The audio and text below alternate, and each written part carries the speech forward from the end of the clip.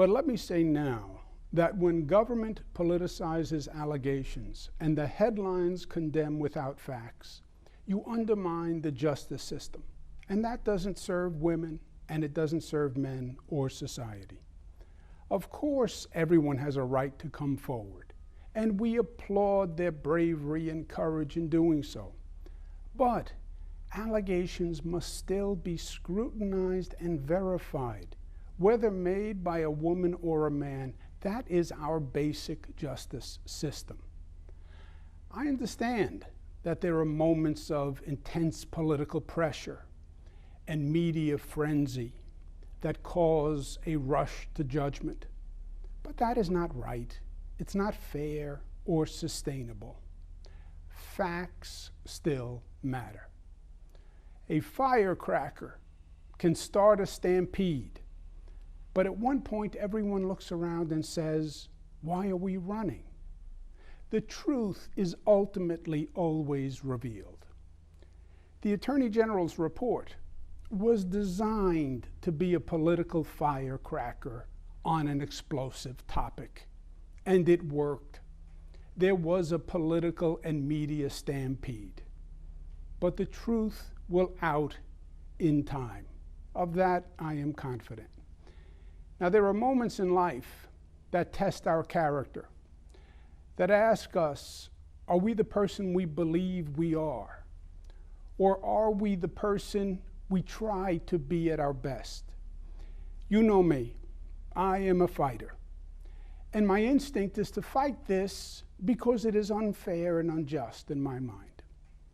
But you also know that I love New York, and I serve you. That is the oath that I took. And in this moment, I believe the right thing is that my service come first. Prolonging this situation could only cause governmental paralysis, and that is just not an option for you and not an option for the state, especially now. There is real work to be done, and it will require government to function at the highest level. What we do now is more important than what we have done as a society in generations. What will New York State be in the future? No one can tell us, because it depends on what we do now. Our actions will determine our future. We must keep people and businesses thriving in this state. Crime must be controlled, and we have to be smart about it. No governor in the nation has passed more progressive measures than I have. But I disagree with some people in my own party who call to defund the police. I believe it is misguided. I believe it is dangerous. Gun violence and crime are savaging inner cities. Look at New York City. The majority of victims are poor, black, and brown. Reforming police must be the goal. Ending discrimination by the police, ending the unnecessary use of force, and then building back trust and respect between the police and the community they serve. That's the real answer. And that is easier said than done. But it's also the truth and the right way forward. Our state's economic competitiveness is vital. Demonizing business is against our collective self-interest. Taking actions that cause businesses to flee the state, taking jobs with them, only weakens our tax base and our ability to do good things for people. We can address income inequality without ending incomes. Taxes can be reduced right away if Washington does what they promised New Yorkers they would do and repeal the so-called SALT tax. That would lower New York's taxes $15 billion per year. That would make a major difference and frankly dwarf all of the other federal aid programs. It should have been done 8 months ago. We're going to have to fight to make it happen, but we must wage that fight. Let's remember what made New York State the Empire State in the first place. New York's historic success was not a process of evolution. It didn't just happen. We weren't born this way. We were born of vision and daring and competence. We built the canals, the roads, the bridges, an education system, and the economy that made us the greatest state in the nation. Somewhere along the way, government lost its competence. And then people lost confidence in government. But today is a different day. We have reason to believe in New York's future based on what we have accomplished together. We've shown potential. We've shown that the New York spirit that reached for the skies, that refused to accept defeat, that challenged possibility, that said no to the status quo, that took on the bureaucracy, that still exists. And we must demand that government continue to perform and achieve and accomplish.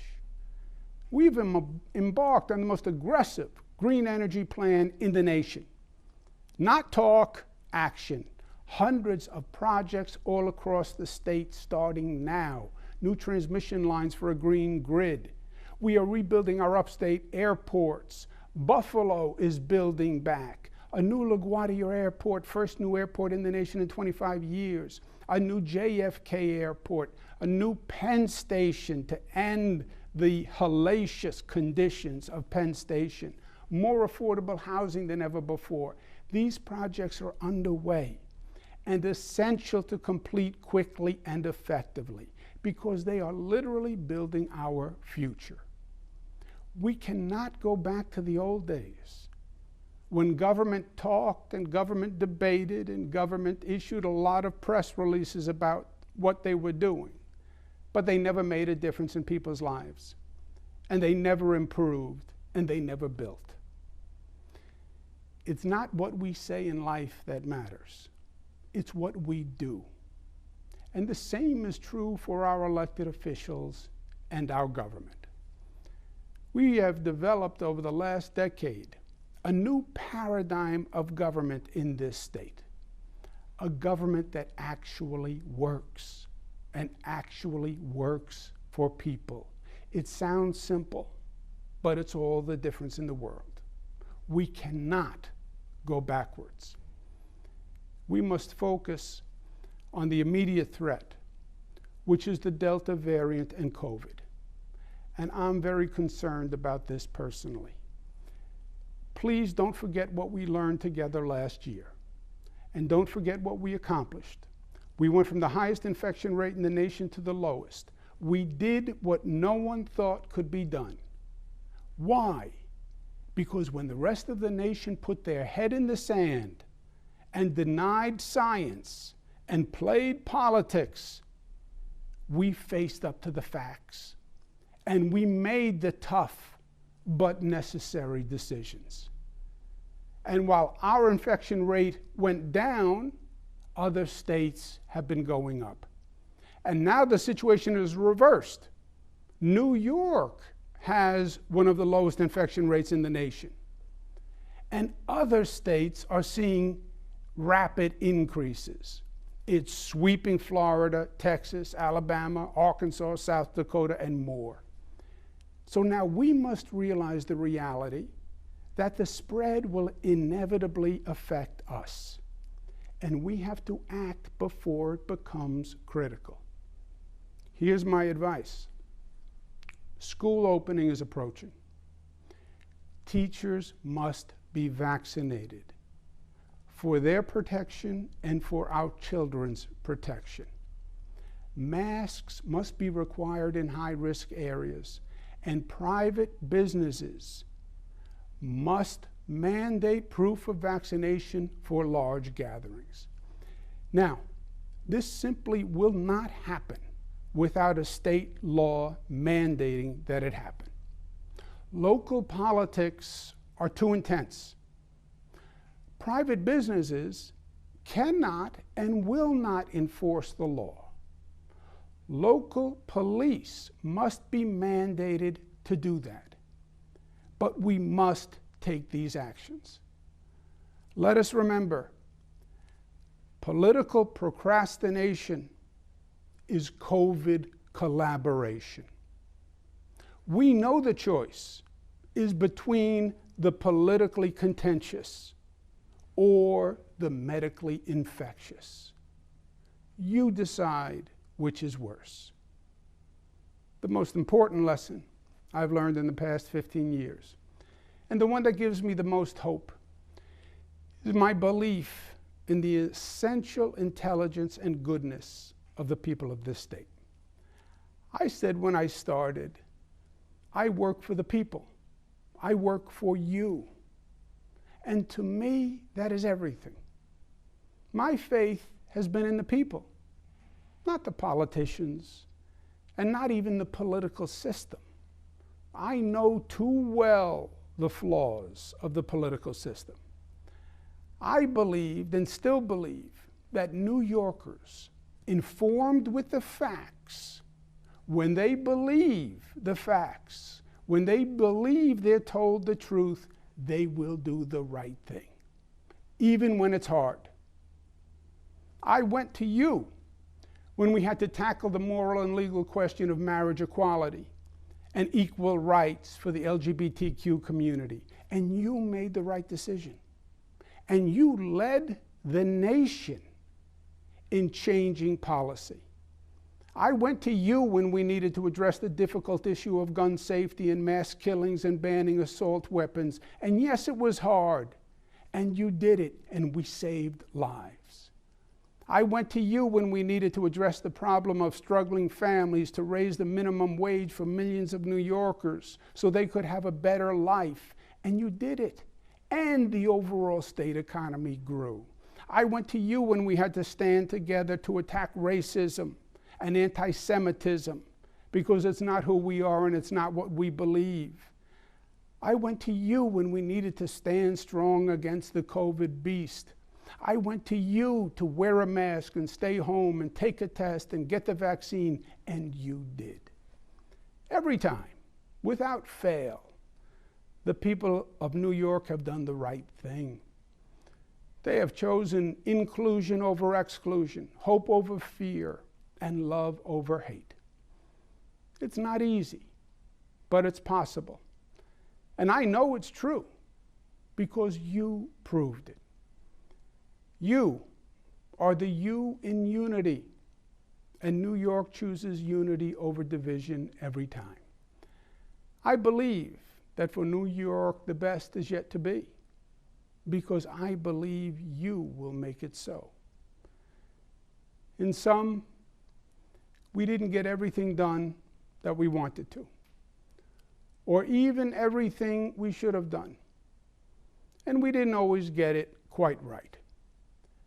But I want you to know, from the bottom of my heart, that every day I worked my hardest.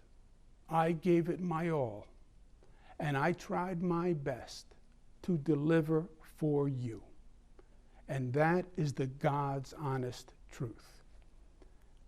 I want to thank my team, the best ever assembled, because they are the most accomplished ever assembled. I want to thank my family for their sacrifice and help in serving you. For the Cuomo's, public service is a family affair. Kathy Hochul will become governor, and I believe she will step up to the challenge. We all wish her success. Eric Adams will be the next mayor of New York City. I think he'll bring a new philosophy and competence to the position, which can give New York City residents hope for the future. And finally, thank you. Thank you for the honor of serving as governor of New York. Thank you for allowing me to represent you. Thank you for empowering me to fight for you. Thank you for trusting me through COVID. Thank you for making New York State the progressive capital of the nation.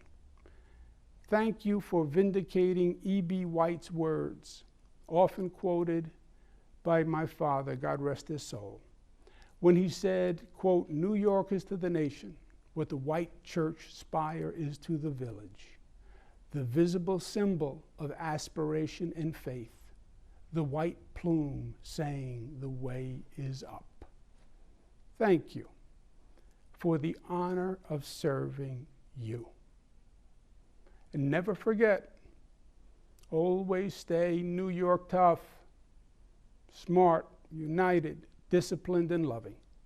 It's the essence of what makes New Yorkers so special. God bless you.